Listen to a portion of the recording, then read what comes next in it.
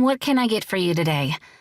Shelly always asked the same question, wondering when he might try something different from his usual order of a black coffee and 2 blueberry muffins, though pastry wasn't the only part of his daily routine. Each day he showed up in a crisp cotton shirt and khaki pants and a windbreaker that looked worn but comfy. His thick brown hair was always a bit messy, and if his trim waist and broad shoulders were any measure, he made time for exercise when he wasn't at the bakery. "Today feels different," he said as his eyes met Shelly's. "I'll have 1 blueberry muffin and one of those blue razzle squares." Shelly gave him an approving smile. The blue razzle square was the signature recipe that her boss, Hannah, developed before she'd turned this space into the Dessert First Bakery from its previous incarnation as the Cup of Joe Diner. "Great choice.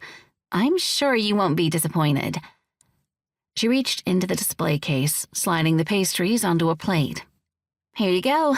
I'll bring your coffee over in a sec." The customer did little to show his appreciation. He merely gave her his perfunctory nod, which made Shelly feel as though she were a fixture on the wall, and retreated to his usual table in the corner, this morning not far from Anna and Jake. As was his routine, without greeting any of the other customers who came in as often as he did, he set up his office. Rude? Shelly wondered. Or did he just live in his own world? She watched him set the plate down, plop himself into the chair, and pull his laptop out of his bag. Shelly filled a mug with French roast coffee, no sugar, no cream, and carried it to the corner table. "What are you eating?" Shelly heard Anna ask the man as she got closer. This should be interesting if Anna managed to get him into a conversation.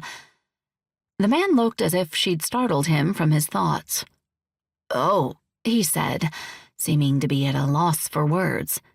How hard could it be to describe his order, Shelly wondered. With an amused smile, she watched him stare at his plate as if he'd already forgotten what was on it.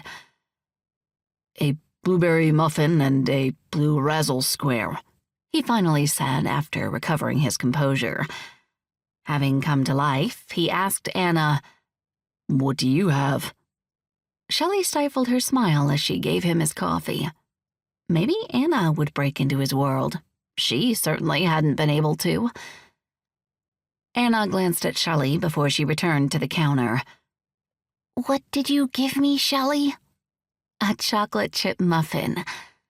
She glanced at Anna's empty plate. "Don't tell me you already ate the whole thing."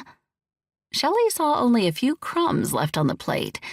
Apparently, Anna had wasted no time gobbling that muffin down.